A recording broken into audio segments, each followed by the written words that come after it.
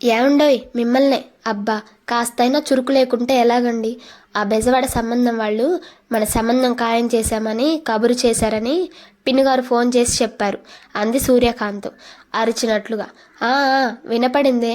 Cable TV వాడిని recharge చేయమని డబ్బులు ఇచ్చాను. ఇవాళ సీరియల్ మిస్ అవ్వదులే. నువ్వేమీ దిగులు పడకు, అయిపోతుందిలే అన్నాడు సుందర్రామయ్య. అబ్బబ్బా, చెవిటి మేళం మీరును. చెప్పలేక చస్తున్నానురా దేవుడా. తలుపు పెట్టి చెప్తే కొలుపు పెట్టి అడిగినట్లుంది మీ వాలకం. అది కాదండి, ఆ బెజవాడ సంబంధం ఖాయమైందట అంది సూర్యకాంతం.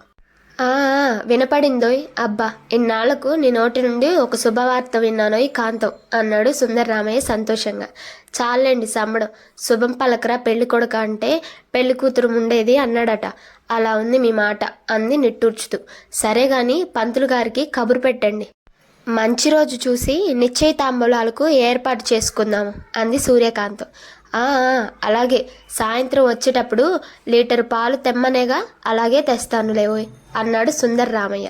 అయ్యా మహానుభావ, ఆ చెవిటి మిషన్ కాస్త చెవిలో పెట్టుకోండి మహాప్రభు, అరవలేక చస్తున్నా అంది కసురుకున్నట్లు సూర్యకాంతం. ఇప్పుడు చెప్పబోయ్. అదేనండి, పంతులు గారిని అడిగి ముహూర్తం పెట్టండి అన్నాను. అలాగే చేద్దాం. ఇంతకీ మనవరాలు ఏమంటుంది అడిగావా అన్నాడు సుందర్రామయ్య. చిన్నపిల్ల, దాని మొక్కం దానికేం తెలుస్తుంది, మనం ఎంతంటే అంత అంది. సరే, శుభస్య శీఘ్రం, అలాగే కానిద్దాం అంటూ బయటికి నడిచాడు సుందర్రామయ్య. అమ్మ వరలక్ష్మి, విన్నావా అంతా? కలిసొచ్చే రోజొస్తే నడిచొచ్చే కొడుకొస్తాడంటే ఇదేనే తల్లి. బంగారం లాంటి సంబంధం. అదృష్టవంతురాలివి తల్లి అని అమ్మాయి తలపై చేతులు పెట్టి మెటికలు విరిసింది కాంతం. అమ్మ మరేమో చెప్పవే పిచ్చి తల్లి. చల్లకొచ్చి ముందు దాచడం ఎందుకు చెప్పమ్మా అంది కాంతం. అమ్మ, మొన్న పెళ్లి చూపులకు వచ్చిన పెళ్లి కొడుకు పళ్ళు వంకరగా ఉన్నాయి, నాకు నచ్చలేదే అంది వరలక్ష్మి. అయ్యో రామా, అదేంటమ్మా పుసుక్కున అంత మాట అన్నావు? నవ్వితేనేగా పళ్ళు బయటికి కనిపించేవి. నిన్ను పెళ్లి చేసుకున్నాక జీవితంలో ఇంక నవ్వుతాడంటావా? అలా ఎన్నటికీ జరగదు. ఆ నమ్మకం నాకుంది. ఏం కాదులేమ్మా, వదిలేయి అంది కాంతం. మరి పెళ్లి కొడుకు తల మీద జుట్టే సరిగా లేదు, బట్టతలే, ఎలాగమ్మా అంది వరలక్ష్మి. చాలే సంబడం, పిచ్చి కుదిరింది. రోకలు తెచ్చి తలకు చుట్టమన్నాడట వెనకటికెవరు. అలా ఉంది నీ వరస.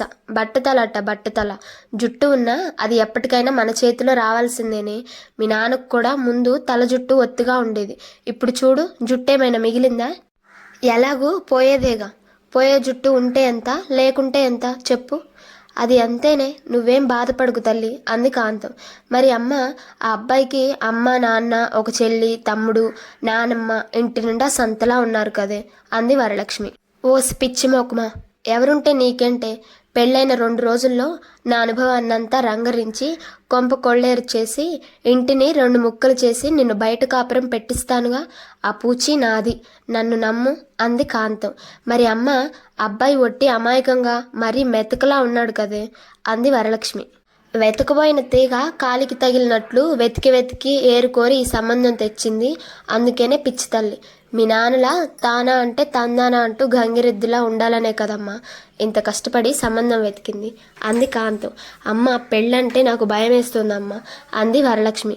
ఓసి మొద్ద, నీకెందుకే భయం? పెళ్ళంటే భయపడాల్సింది, బాధపడాల్సింది నిన్ను చేసుకున్న తర్వాత పెళ్ళికొడుకు అయితేను. మీ నాన్నను చూడటం లేదా? భర్త అంటే భరించేవాడే తల్లి అంది కాంతం.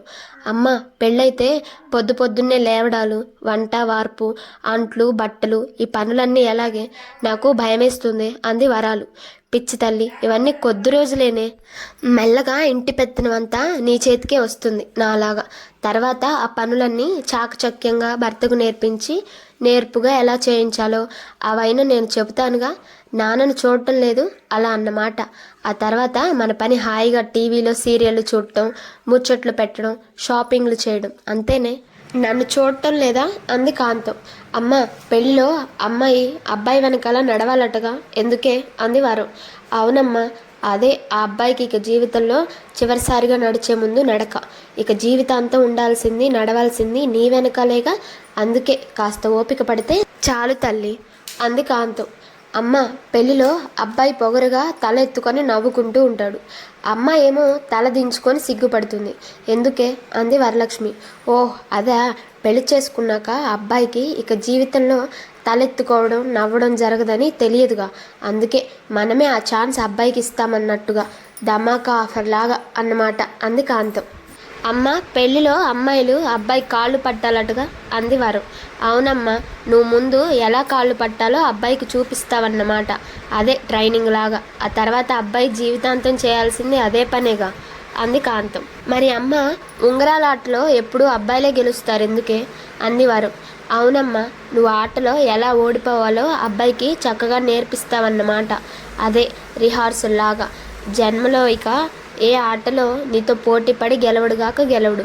ఇది నా గ్యారంటీ తల్లి అంది కాంతం. మరేమో అమ్మ అబ్బాయి అమ్మాయికి నక్షత్రం చూపిస్తాడు ఎందుకే అంది వరం. అవునమ్మా, అది అరుంధతి అని మన ఆడ నక్షత్రమే, అంటే మనమేనన్నమాట. ఇక జీవితాంతం ఎటు చూసినా అది పగలైనా రాత్రైనా మనం అబ్బాయికి పట్టపగలే చుక్కలు చూపిస్తాముగా, అందుకన్నమాట అంది కాంతం. అమ్మ పిల్లలను కనడం వాళ్ళను పెంచడం అబ్బా చిరాకమ్మ అంది వరం. నీ మొక్కం, టీవీలో సీరియల్ పెట్టుకున్నామంటే చాలు, ఇక కన్నామో లేదో తెలియకుండానే డెలివరీ అయిపోతుంది. ఆ తర్వాత బాధ్యత అంతా మీ ఆయనో వాళ్ళ అమ్మో లేదా పని మనిషో చూసుకుంటారే, ఇంత మాత్రానికి భయం ఎందుకు తల్లి అంది కాంతం. అమ్మ మొగుళ్ళు తాగొచ్చి పెళ్ళాలను కొడతారట కదా అంది వరం. ఎంత ధైర్యమే, మన చేతిలో అప్పడాల కర్ర వంటింట్లో గిన్నెలు చెంబులు చూస్తూ ఊరుకుంటాయా? మన ఇంట్లో సొట్టలు పడ్డ గిన్నెలు చెంబులు చూడలేదా? అవన్నీ అనుభవాలన్నమాట. ఆ డోస్ చాలలేదనుకో, గృహహింస వరకట్న వేధింపులు చట్టాలన్నీ మన చుట్టాలేగా. వాటి కింద కేసులు పెట్టి ముప్పు తిప్పలు పెట్టి 3 చెరువుల నీళ్లు తాపించి తాట తీయము. ఇక మన మహిళా సంఘాలు ఊరుకుంటాయనుకుంటున్నావా?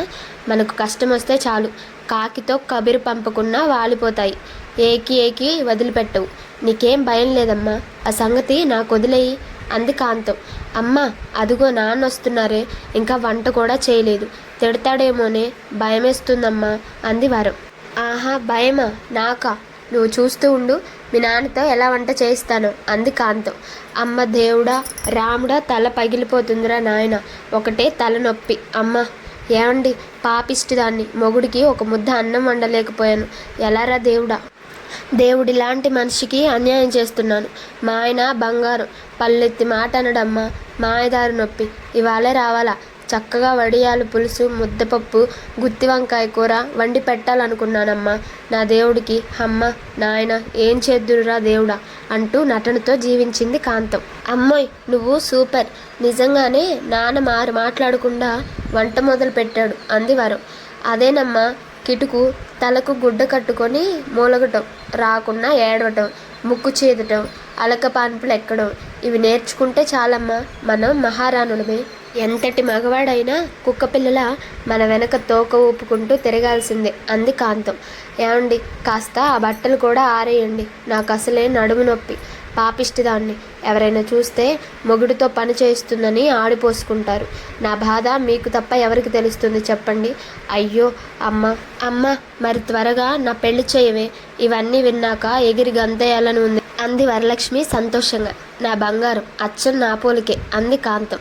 సుందర్ రామయ్య గారు మంచి మనిషి, ఆఫీసులో చాలా సిన్సియర్ అనే పేరున్న తెలివైన వ్యక్తి. కానీ సూర్యకాంతం తన అక్క కూతురు.